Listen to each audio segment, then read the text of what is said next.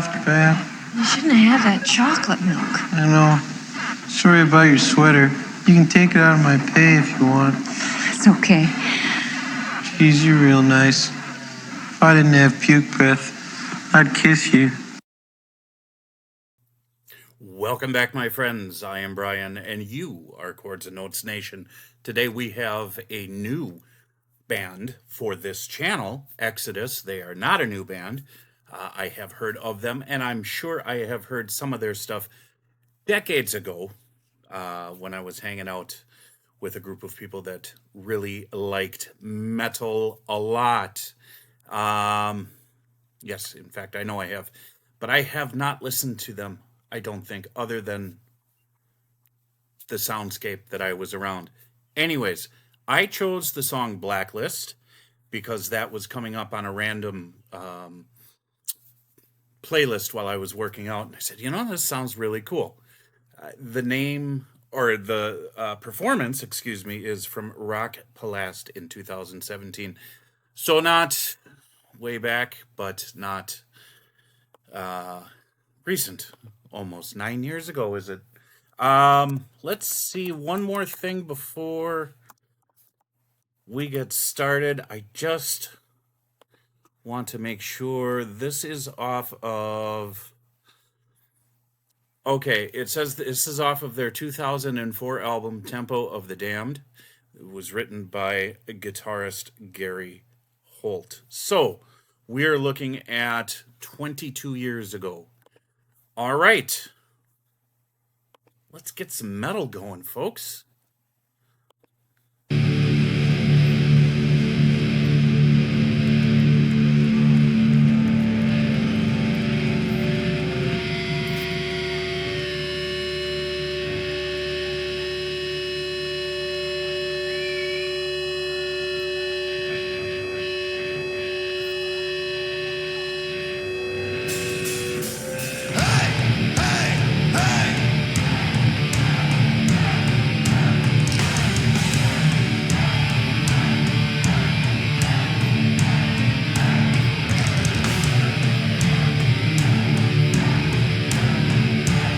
Getting the crowd into it right away. They're entertainers. Alright, rock hard!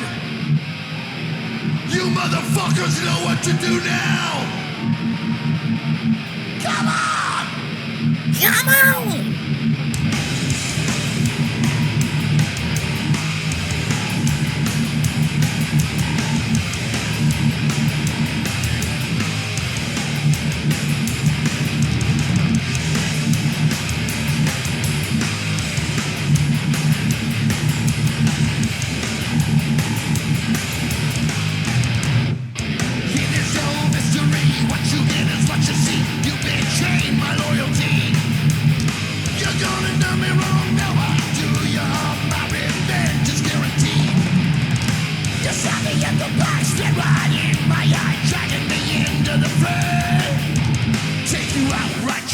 Never enough ways to throw you away. You better stop running, cause you know that I'm coming. Got you loaded and I never miss. I'm onto your game and I'm laying the blame. And I'm adding your name to my blacklist. You should have thought twice, cause you're playing with your life. You must have some sort of death wish. I haven't any doubt that your time is right, cause I'm adding your name. You could defeat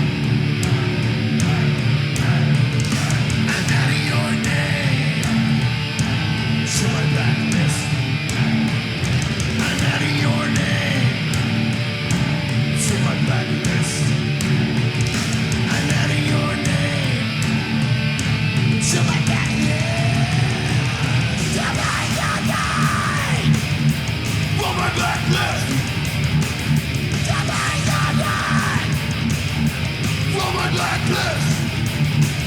Tonight you're right. On my blacklist. I'm out of your name. On my blacklist. Yeah.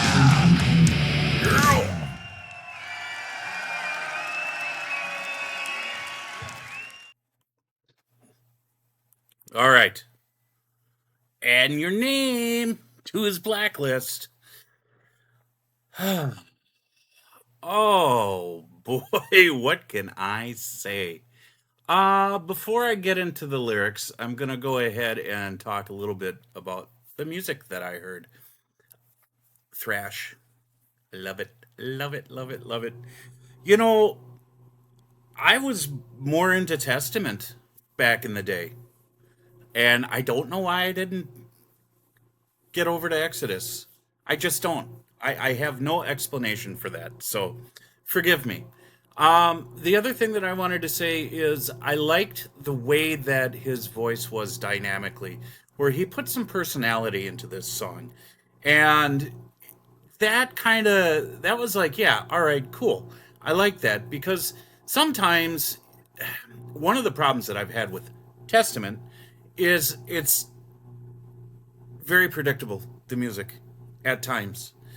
And that's why they were never like at the forefront of my listening soundscape. They were sort of like a little bit in the background.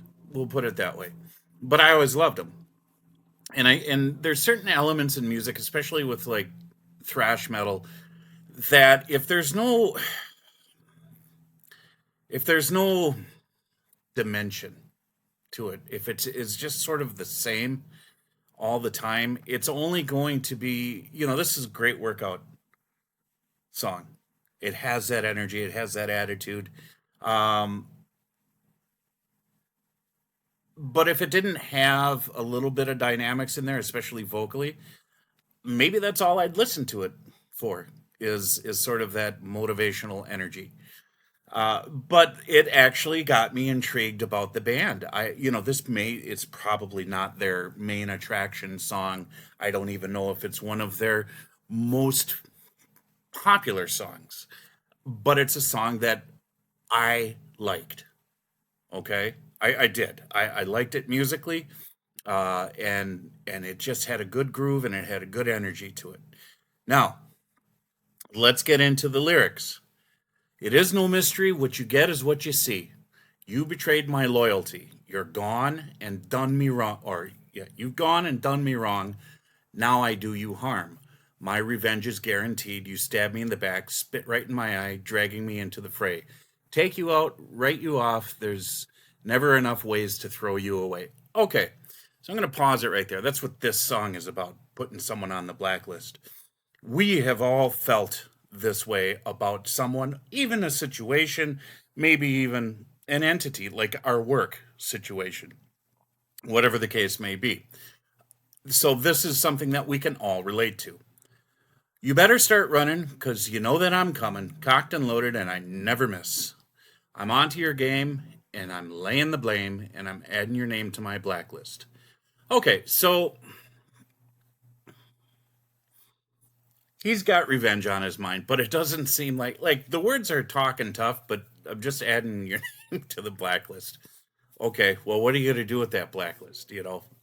I'm not serious, but I mean, okay, where are we going with this? You tried to beat me, thought you could defeat me, but how were you ever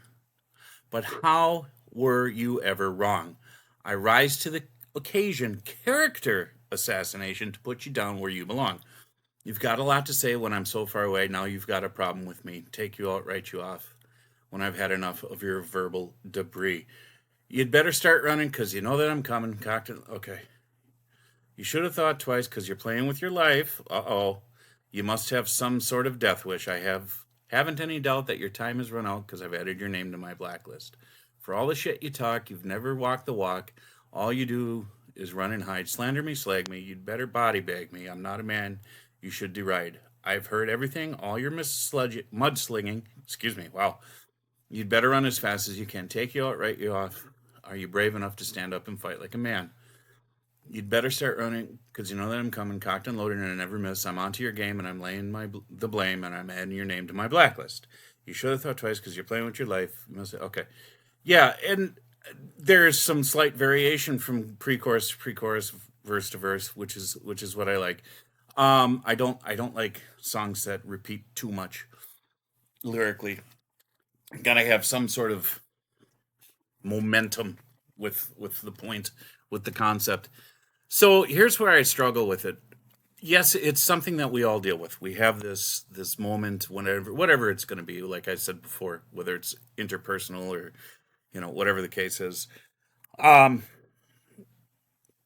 here they could be talking about a person. They could be talking about the music industry. They could be talking about critics. They could be talking about just about anything.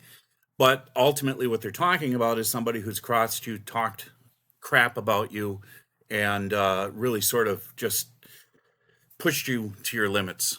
And now that anger, that angst, that revenge, that vengeance that you feel that you need to take out on them is there. And that's a very human thing.